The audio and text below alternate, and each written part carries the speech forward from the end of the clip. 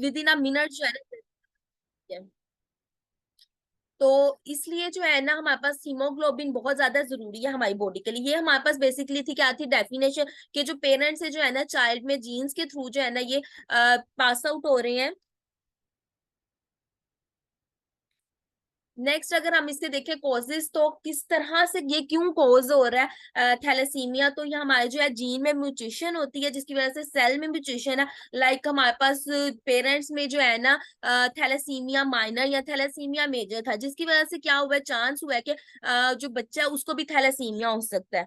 तो हमारे पास बेसिकली किस तरह जा रहा है वो भी हम लोग देखेंगे, इसकी प्रिवेंशन हम कैसे कर सकते हैं वो भी हम आगे देखेंगे। तो म्यूटेशन डीएनए में आती है। अगर हम एक हीमोग्लोबिन मॉलिक्यूल को देखें तो वो 2 चेन से मिलकर बना होता है। एक अल्फा चेन होती है और एक बीटा चेन होती है। हमने सुना होगा थैलेसीमिया की टाइप्स भी होती हैं, अल्फा थैलेसीमिया, बीटा थैलेसीमिया, पर वो प्रॉपर क्या वर्किंग कर रही है, इसका क्या वर्क है, तो वो चीज हम इसमें देखेंगे। ठीक है, अल्फा एंड बीटा थैलेसीमिया में क्या हो जाती है, म्यूटेशन आ जाती है। थैलेसीमिया में बेसिकली क्या होता है, प्रोडक्शन हमारे पास जो बीटा सेल और बीटा चेन और अल्फा चेन है ना उसकी प्रोडक्शन जो है ना वो डिक्रीज हो जाती है। एज अ रिजल्ट आपको अल्फा थैलेसीमिया भी हो सकता है, बीटा थैलेसीमिया भी हो सकता है। और वो किस कंडीशन में होता है वो हम आगे डिस्कस करेंगे। अल्फा थैलेसीमिया बेसिकली हमारे पास क्या है, एक सेवेरिटी है थैलेसीमिया के जिसमें जीन में ही क्या आ गई है, म्यूटेशन आ गई है, चेंजिंग आ गई है।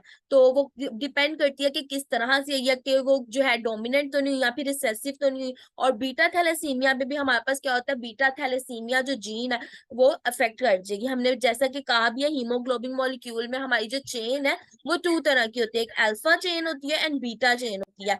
अल्फा चेन में अगर डिफेक्ट आया है तो हमारे पास भी क्या होगा, अल्फा थैलेसीमिया। लेकिन अगर बीटा चेन में डिफेक्ट आ रहा है तो हमारे पास वो बीटा थैलेसीमिया होगा।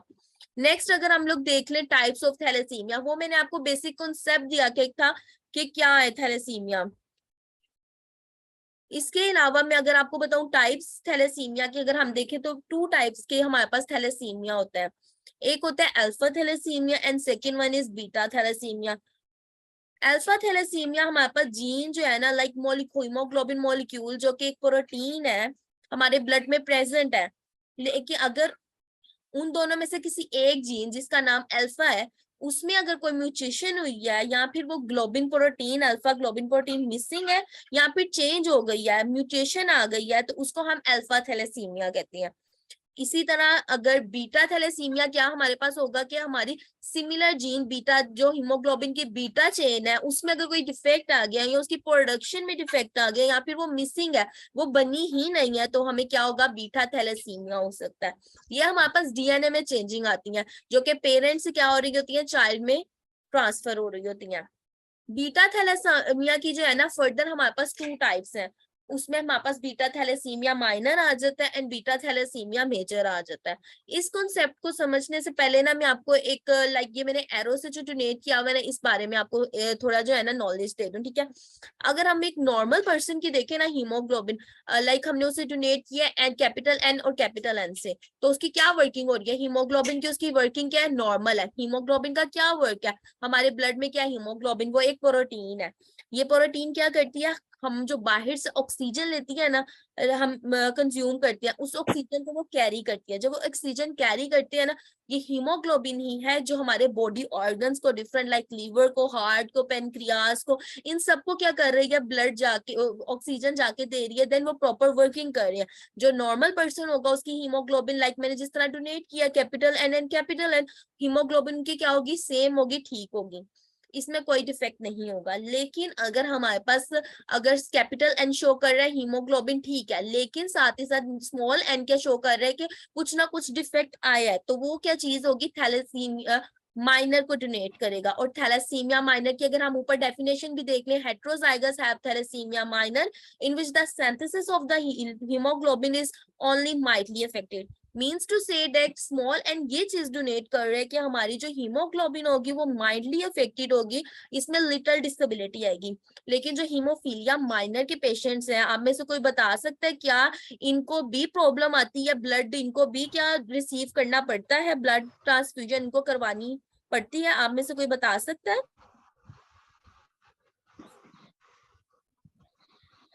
Anyone nose? हम क्वेश्चन दोबारा रिपीट कीजिएगा।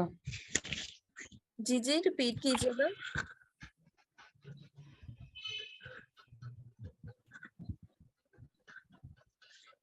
क्वेश्चन दोबारा रिपीट कीजिएगा। क्वेश्चन मैंने ये किया, जो बीटा थैलेसीमिया माइनर के पेशेंट होते हैं, लाइक जिसका मैंने आपको डोनेट किया, कैपिटल एन हमारे पास है वो नॉर्मल है, लेकिन उसमें साथ एक स्मॉल एन भी आ गया जो थोड़ा डिफेक्टिव है, तो क्या ये भी थैलेसीमिया में ही इंक्लूड होंगे? ये भी क्या अपनी नॉर्मल लाइफ नहीं गुजार सकेंगे? क्या इनको भी ब्लड ट्रांसफ्यूजन की जरूरत पड़ेगी? ये चीज, ये भी मैम थैलेसीमिया के ही होंगे। इसको हम थैलेसीमिया कहते तो हैं, बट थैलेसीमिया माइनर में हमारे पास बेसिकली क्या होता है? थैलेसीमिया माइनर, हमारे पास एक जो जीन है इसका वो कैपिटल एन वाली, वो अपना वर्क कर रही है, लाइक जो हीमोग्लोबिन का वर्क है ना वो एन कैपिटल एन वाला कर रहा है। तो इन इस तरह के जो ये थैलेसीमिया माइनर के जो पेशेंट होते हैं, इनको ब्लड ट्रांसफ्यूजन की जरूरत नहीं पड़ती, ये अपनी नॉर्मल लाइफ जिस तरह जो नॉर्मल गुजारते हैं वो गुजार सकते हैं, ये चीज आ जाती है। लेकिन जो बोथ, जिस तरह नेक्स्ट केस क्या डिस्कस किया कि बोथ जो है ना हमारे पास स्मॉल एन है, तो इसमें क्या है, कोई भी डोमिनेंट नहीं है। माइनर में क्या था कि कैपिटल एन डोमिनेंट हो गया, तो हीमोग्लोबिन ने क्या किया, अपना वर्क जो है ना स्टार्ट रखा, कंटिन्यू रखा। पेशेंट माइनर में इंक्लूड हो रहा है, बट उसकी वर्किंग जो है ना उसके साथ वाला पूरी कर रहा है, तो उसको जरूरत नहीं है ब्लड ट्रांसफ्यूजन की या फिर किसी भी प्रोसेस की, ठीक है। हीमोग्लोबिन जो है उसके जो ऑर्गन्स है उनको ऑक्सीजन मिल रही है। लेकिन बोथ आर, अगर हमारे पास स्मॉल एन है, वो क्या डोनेट कर रहे हैं कि हीमोग्लोबिन दोनों ही डिफेक्टिव हैं। जब दोनों डिफेक्टिव होंगी तो क्या होगा, ऑर्गन्स तक जो है हमारे पास ऑक्सीजन नहीं पहुंच पा रही, तो इस टर्म को हम लोग कहते हैं थैलेसीमिया मेजर। और थैलेसीमिया मेजर ही हमारे पास जो है ना कॉमनेस्ट है।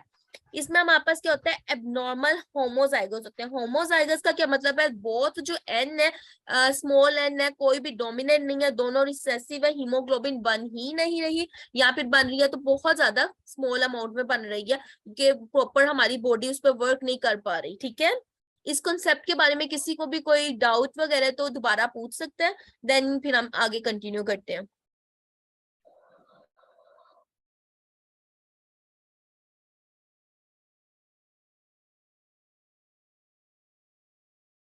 नेक्स्ट हमारे पास है बीटा थैलेसीमिया मेजर।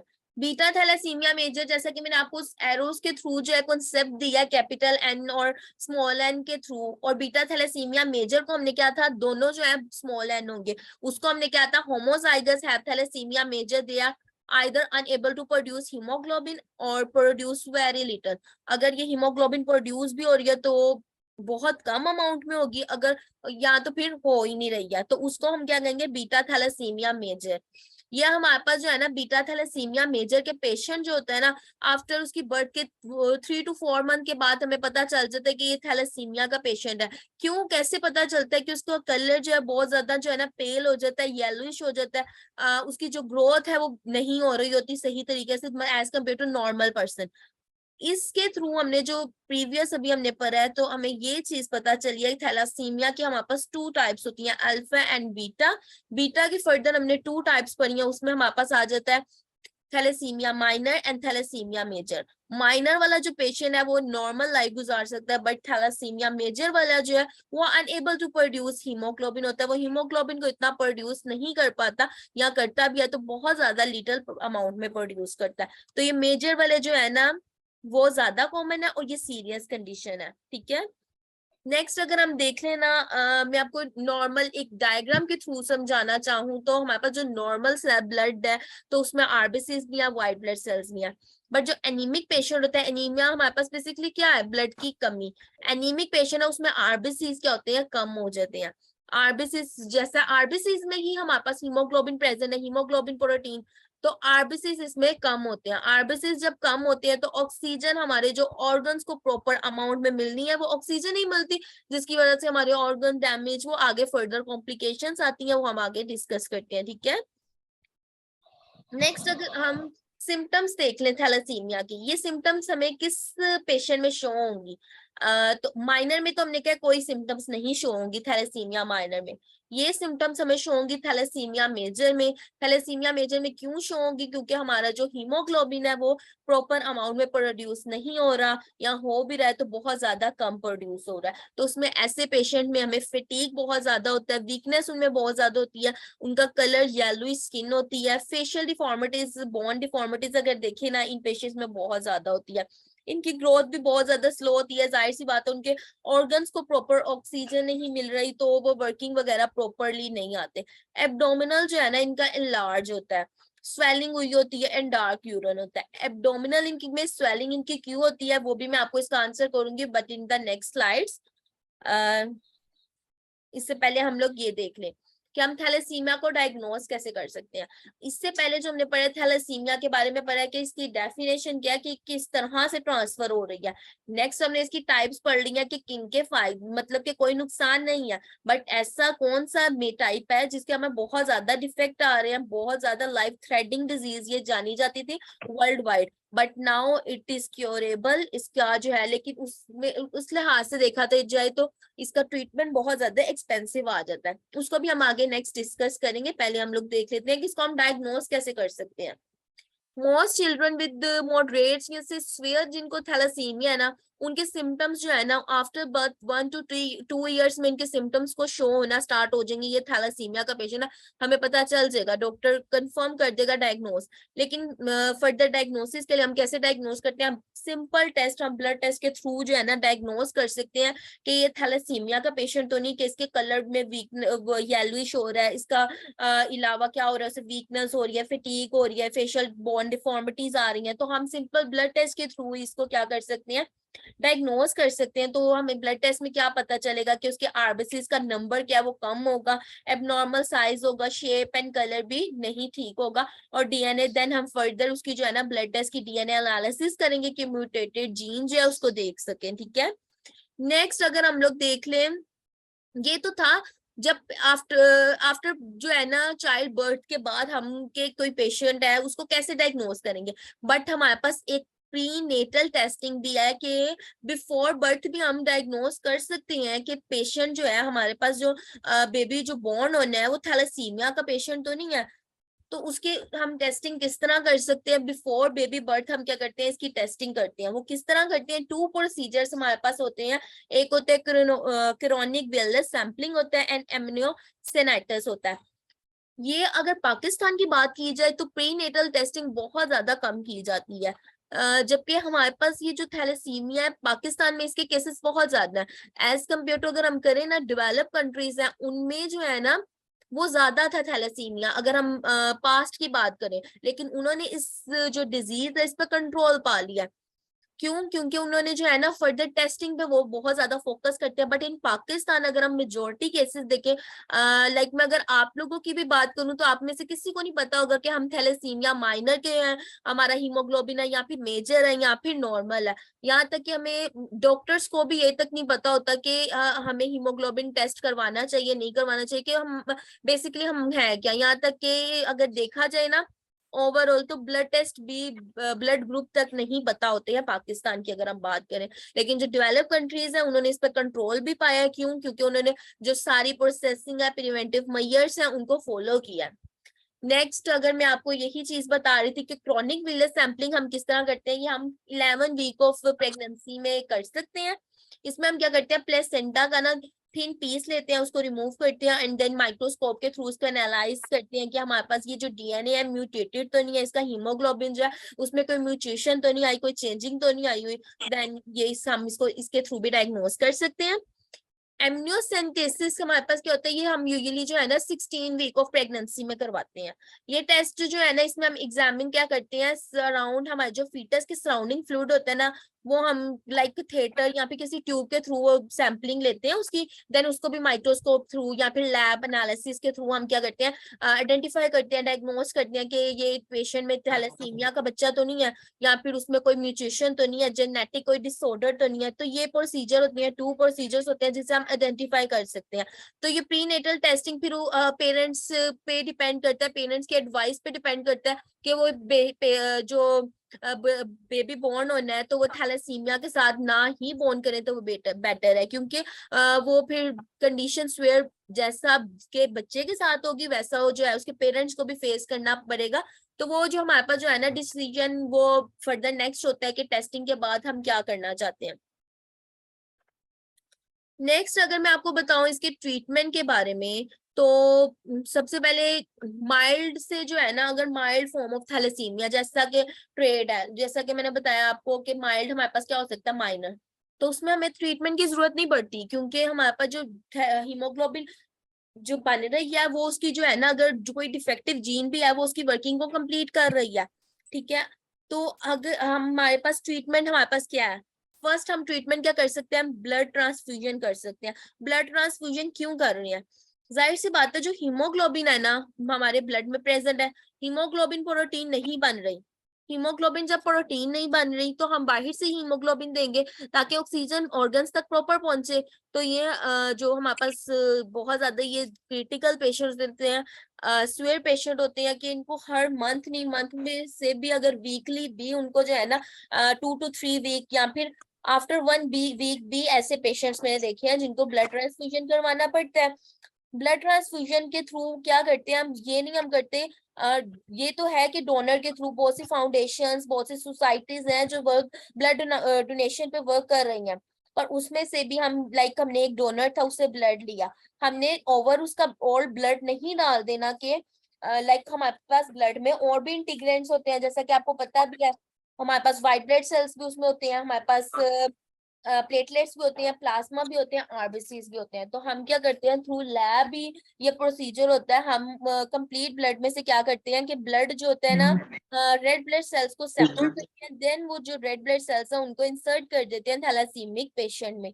ठीक है, लेकिन जब हम ब्लड ट्रांसफ्यूजन आफ्टर वीक या फिर हर 10 दिन बाद करवा रहे हैं तो उसमें क्या होगा, बहुत ज्यादा हम ब्लड ट्रांसफ्यूजन करवा रहे हैं क्योंकि उनकी बॉडी को जरूरत है ब्लड की।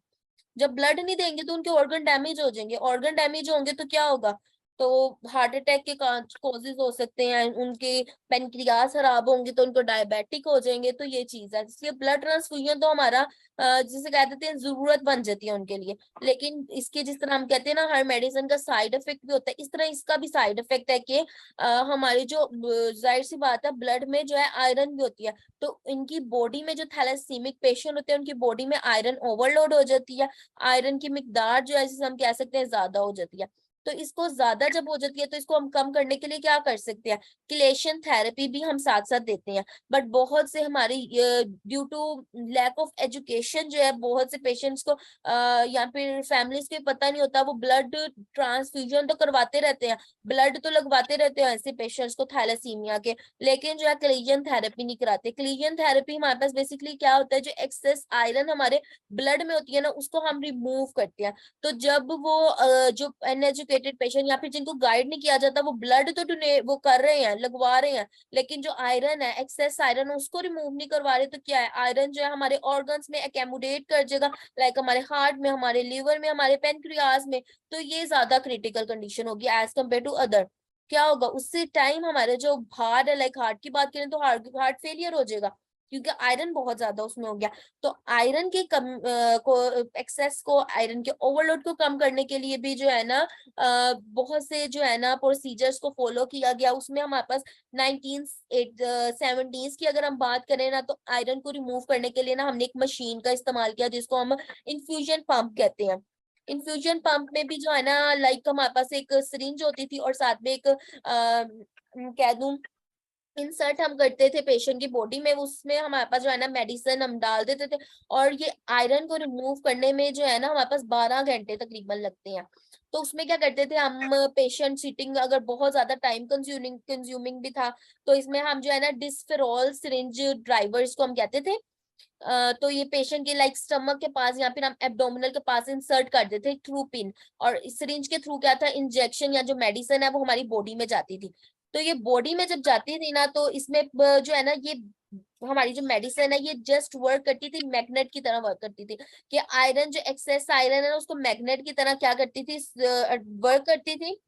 और थ्रू जो है ना हमारी यूनिट एक्सक्रीट आउट कराती थी, और ये प्रोसीजर डेली करना पड़ता था, और 5 days अ वीक हम ये जो है ना प्रोसीजर करना पड़ता था। तो ये बहुत ज्यादा जो है ना पेशेंट के लिए भी अनकंफर्टेबल था कि वो आयरन को रिमूव करना है। आयरन को जब अगर वो रिमूव नहीं करेंगे तो वो ऑर्गन्स में जाके एक्यूमुलेट हो जाएंगे, ओवरलोड हो जाएंगे, तो वो ज्यादा प्रॉब्लम कोज करती थी। ठीक है, तो नेक्स्ट जिस तरह रिसर्चेज होती गई तो हमारे पास एक क्रोमो जो है ना पंप भी आया था। क्रोमो पंप में बेसिकली यही होती थी, सिरिंज होती थी, स्ट्रॉन्गर थी ये एज कम्पेयर टू अदर। अगर हम देखे जाए इसमें भी जो है ना इंजेक्ट हम थ्रू करते थे, थ्रू सिरिंज जो है ना इंजेक्ट करते थे। बट नाउ रीसेंट रिसर्चेस 2004 से ये कंटिन्यू हुई, ओरल मेडिकेशंस भी आ गई हैं अब।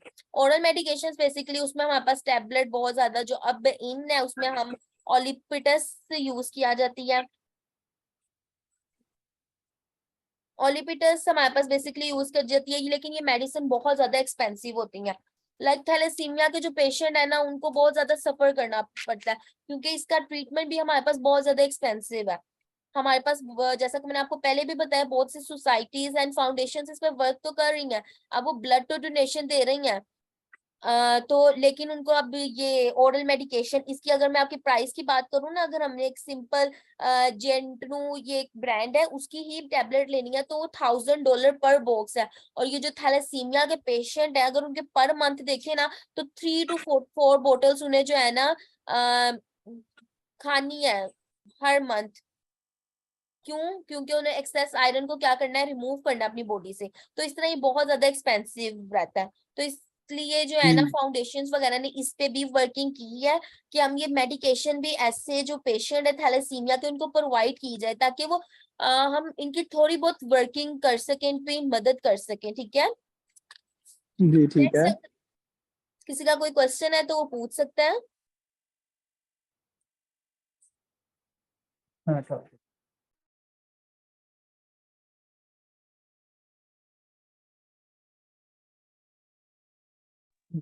अगर हम ब्लड की भी मैम इसकी एक्सक्यूज मी मैम, इसकी भी मेडिकेशन पाकिस्तान से अवेलेबल जो बेस्ट हो। डिस्फेरोल की बात हमने की तो है, डिस्फेरोल बेसिकली जो पाकिस्तान में है ना वो डिस्फेरोल ही आज तक भी यूज की जा रही है। इसके अलावा जेंटू जैसे मैंने बात किया वो बाहर के में ही ज्यादा ये ब्रांड यूज किया जाता है, और वो फिर डॉलर्स में उसकी होती है प्राइस। डिस्फेरोल वैसे ठीक है, ओके पाकिस्तान में थैंक यूज यू। की जाती है। और मैम अगर कोई पेशेंट होता है बाद दफा वो अफोर्ड नहीं कर सकता तो हम उसके फिर उसके अकॉर्डिंग उसको कौन सी मेडिसिन सजेस्ट करेंगे जो कि उसका काम भी जो है वर्क भी कर सके और ज्यादा कॉस्टली भी ना हो। तो जो पेशेंट अफोर्ड नहीं करते, जाहिर सी बात है हमारे पास अगर हम किसी हॉस्पिटल की बात भी करें तो पाकिस्तान में भी ऐसे लाइक इस्लामाबाद रावलपिंडी में भी ये इस तरह के हॉस्पिटल्स हैं जिस जो डोनेट करते हैं, हॉस्पिटल्स भी और फाउंडेशंस के साथ हम कांटेक्ट करते हैं। बिकॉज हम थैलेसीमिया पेशेंट को कभी भी ब्रांडेड मेडिकेशन के अलावा दूसरी नहीं देंगे। क्यों? अगर हम उन्हें दूसरी लाइक लो डोज वाली दे देंगे तो उसका क्या होगा, उनके ऑर्गन्स को ही जाके वो अफेक्ट करेगी। तो हमारी कोशिश यही होती है कि उनको ब्रांडेड दी जाए, क्योंकि उनके ऑर्गन डैमेज होंगे, उनको ब्लड ट्रांसफ्यूजन का भी ना फायदा है। तो फिर हमें उन्हें ब्लड ट्रांसफ्यूजन की भी जरूरत नहीं, क्योंकि आगे आके अगर उनके ऑर्गन ही सारे डैमेज हो जाने, ऑर्गन्स तो हमारे ज्यादा कॉम्प्लिकेटेड होंगे as compare to blood transfusion. Blood transfusion से तो अगर उनकी नहीं मिल रहा डेथ होनी है वो ज्यादा कॉम्प्लिकेटेड होगा कि अगर हमारी उनके ऑर्गन्स ही डैमेज होना स्टार्ट हो गया, ऑर्गन्स की ही वर्किंग खत्म हो गया। तो कोशिश हमारी यही होती है कि हमारे पास जो पेशेंट है उनको जो है ना मेडिकेटेड ही की जाए, ब्रांडेड। इसके अलावा किसी का कोई जी जी क्वेश्चन है तो वो पूछ सकता है। Thank you. No problem. Dietary और लाइफस्टाइल मॉडिफिकेशन क्या कर सकते हैं इसकी सिम्टम्स को मैनेज करने के लिए जी हम वो भी आगे मेडिकेशन के अलावा? डिस्कस करते हैं वो भी हम आगे। इन्हें बहुत है राजे ने मुझसे कितना बुद्धि यस दक्षिणी दा बचन कुड़ियां सारी इंटरेक्शन हो गई अपने है ना मैं डीपी कॉल कर ले। हां ये ना कुड़ी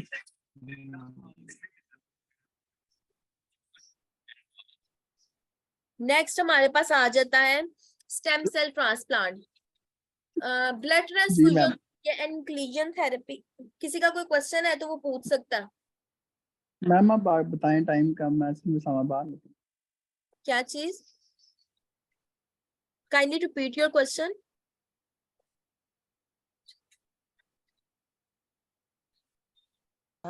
थैलासीमिया के पेशेंट नॉर्मल लाइफ जी सकते हैं, मतलब उन्हें जो है कौन सी प्रिकॉशन या रिस्ट्रिक्शन करनी होगी?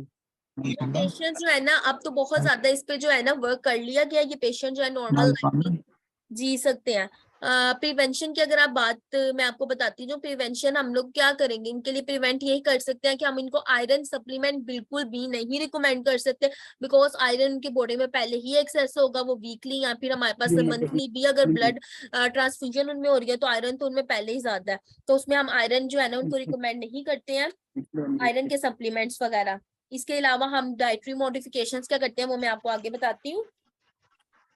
उसमें हमारे पास हम विटामिन उनको रिकमेंड कर सकते हैं, फोलिक एसिड रिकमेंड कर सकते हैं कि वो जो है इनके सप्लीमेंट्स वगैरह यूज करें। ऐसे पेशेंट ये अच्छा नहीं है मैम, जी। मुझे एक बात बताएं कि जो जेनेटिक या इनहेरिटेड डिजीज होती हैं, ये तो प्रॉपर क्योर नहीं हो सकती क्योंकि ये तो जीन्स में होती हैं। तो ये जो इतनी महंगी महंगी मेडिसिन आपने बताई हैं, ये लेने के बाद पेशेंट ट्रीट हो जाता है? तो हम किसी पेशेंट को इस तरह थोड़ी ना छोड़ देंगे कि अब उसकी लाइफ स्पैन नहीं है, तो हम कहेंगे कि अगर उसने ये चीज हम कहेंगे कि 220 ईयर्स में अगर उन्हें डाई होना है तो आप उसे कहेंगे हमें मेडिकेशन देने की नहीं जरूरत, विद इन अ मंथ ही जिस तरह तो हो जाएगा। हमने जाहिर सी बात है हर कोई भी बीमारी है उसका इलाज तो जरूर होता है, बल्कि रिसेंटली अगर ताकि उसकी लाइफस्टाइल ठीक हो सके और लाइफ स्पैन जो है उसका टाइम क्या इंक्रीज हो सके। लेकिन थैलेसीमिया की आगे मैं आपको बताती हूँ, थैलेसीमिया बहुत हद तक क्योर हो चुका है क्योंकि स्टेम सेल ट्रांसप्लांट भी हमारे पास एक ऑप्शन है। इसमें क्या होता है ये भी मैं आप लोग को बताती हूँ। अब हम ये नहीं कर सकते कि ये पेशेंट में हमारे पास इसके पास कोई होप नहीं है कि इसने इतने में हो जाए, लेकिन हम उसका लाइफ स्पैन तो ठीक कर सकते हैं ना। लाइक वो भी तो एक नॉर्मल पर्सन ही है, लेकिन उसमें क्या आ गया, उनकी जेनेटिक डिफेक्ट आ गया। तो ये ना सिर्फ उस बच्चे के लिए टफ होता है बल्कि उसके